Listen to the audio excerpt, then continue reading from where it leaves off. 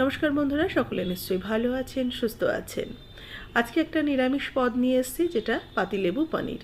খুব সুস্বাদু, অথচ একটা ছোট্ট রেসিপি, আর খুব সাধারণ সিম্পল একটা রেসিপি। খুব একটা উপকরণের বাহুল্যের মধ্যে নেই। রেসিপিটা ভালো লাগলে অবশ্যই একটা লাইক করবেন, শেয়ার করবেন। যারা নতুন দেখছেন আমার চ্যানেলটা অবশ্যই করে সাবস্ক্রাইব করে নেবেন। আর আজকের এই রেসিপিটা সাদা ভাত কিংবা পোলাও দুইয়ের সাথেই বেশ ভালো লাগবে। আমার চ্যানেলে সকলকে স্বাগত জানিয়ে শুরু করব আজকের recipe. Welcome to Mimi's recipes. প্রথমে কড়াই বসিয়ে কড়াইতে দিয়ে দিচ্ছি সাদা তেল। 2 চামচ মতো সাদা তেল দিলাম। তেলটা গরম হয়ে গেলে পনিরের টুকরোগুলোকে ভেজে নেব। এখানে আমি প্রায় 300 গ্রামের মতো পনির নিয়েছি। পনিরটাকে আমি ত্রিকোণ করে কেটে রেখে দিয়েছিলাম আগে। এই পনিরটাকে একটু হালকা করে ভেজে নেব। পনির কিন্তু খুব বেশি ভাজবো না, একদম একটু হালকা এই ব্রাউন কালার এলে আমি এটাকে নামিয়ে নেব। যেমন এক পিঠ দেখুন একটু হালকা বাদামি রং হয়ে গেছে। এটাকে এবার একটু উল্টে দিচ্ছি। উল্টে আরেকটা পিঠও ঠিক এইভাবে এরকম কালার আসা পর্যন্ত একটু ভেজে নেব।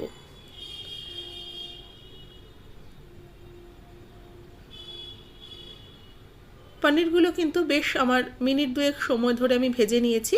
ভাজা হয়ে গেছে। এবার এগুলোকে উঠিয়ে রাখছি। উঠিয়ে একটা লবণযুক্ত জলের মধ্যে পনিরটাকে ভিজিয়ে রেখে দেবো, যাতে পনিরটা সফট থাকে। এবার একটা বাটির মধ্যে নিয়ে নিচ্ছি টক দই। এখানে আমি 2 টেবিল চামচ টক দই নিলাম। এবার এই দইটাকে খুব ভালো করে ফেটিয়ে নেব, যাতে দইটার মধ্যে কোনো রকম দানা বেঁধে না থাকে। দইটা ভালো করে ফেটানো হয়ে গেলে এর মধ্যে দিয়ে দিচ্ছি পোস্ত বাটা। আমি এখানে 2 টেবিল চামচ পোস্ত বেটে নিয়েছি। পোস্তটা দেওয়ার পর দিয়ে দেবো গোলমরিচের গুঁড়ো। গোলমরিচের গুঁড়ো দিলাম এখানে 1/2 টিস্পুন। এবার ভালো করে এটাকে মিশিয়ে নিচ্ছি। দইয়ের সাথে পোস্ত আর গোলমরিচের গুঁড়োটাকে ভালো করে ফেটিয়ে নেওয়ার পর আমি 2টো লেবু পাতা নিয়েছি, গন্ধরাজ লেবুর পাতা। লেবু পাতাগুলোকে একটু ছিঁড়ে ছিঁড়ে আমি এই দইয়ের মধ্যে মিশিয়ে নেব। দেখুন পাতাটাকে কিন্তু আমি ছিঁড়ে ছিঁড়ে নিয়েছি, তাহলে পাতার যে ফ্লেভারটা দইয়ের মধ্যে সুন্দরভাবে চলে আসবে। এটাকে একটু রেখে দেবো সাইডে। এবার কড়াইতে যে পনির ভাজার পরে যে তেলটা ছিল সেই তেলের মধ্যে আমি আদা আর কাঁচা লঙ্কা বাটা দিয়ে দিলাম। এর মধ্যে সামান্য একটু লবণ দিলাম। লবণটা দিয়ে ভালো করে মিশিয়ে নিয়ে কিছুক্ষণ ভাজা ভাজা হয়ে গেলে অল্প একটু জল দিয়ে দিচ্ছি। আদা বাটার মধ্যে লবণটা দিলে আদাটা তেলে পড়লে যে ছিটে আসে সেটা কিন্তু বন্ধ হয়ে যাবে। সেই জন্য সামান্য একটু জল দিয়ে আদাটাকে ভালো করে কষিয়ে নিচ্ছি।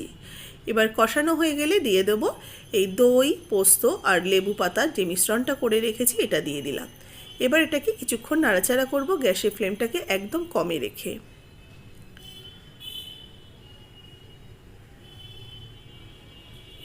2-1 মিনিট একটু কষিয়ে নেওয়ার পর আমি পনিরগুলো দিয়ে দিয়েছি। পনিরটা দিয়ে এবার ভালো করে হালকা হাতে মিশিয়ে নিচ্ছি। দেখুন পনিরটা দেওয়ার সময় আমার ক্যামেরাটা অফ হয়ে গেছিলো, আর সামান্য একটু চিনি অ্যাড করেছি এর মধ্যে। এবার দিয়ে দেবো 2টো চেরা কাঁচা লঙ্কা আর একটা গোটা পাতিলেবুর রস। পাতিলেবুর রসটা দিয়ে ভালো করে মিশিয়ে নিয়ে এটা প্রায় আমার হয়ে এসছে। এবার এটাকে নামিয়ে সার্ভ করে নেব। এটা কিন্তু গন্ধরাজ লেবু দেবেন না, অবশ্যই এর মধ্যে পাতিলেবুর রস দেবেন আর গন্ধরাজ লেবুর পাতাটা অবশ্যই দেবেন, তাহলেই কিন্তু এর ফ্লেভারটা দারুণ সুন্দর আসে। একটুখানি ফুটিয়ে নিয়ে নামিয়ে সার্ভ করে নিই। আজকের এই সহজ রেসিপিটা কেমন লাগলো অবশ্যই কমেন্টস বক্সে জানাবেন। যারা নতুন দেখছেন অবশ্যই চ্যানেলটাকে সাবস্ক্রাইব করে নেবেন। পোলাও কিংবা সাদা ভাতের সাথে অবশ্যই একদিন ট্রাই করুন।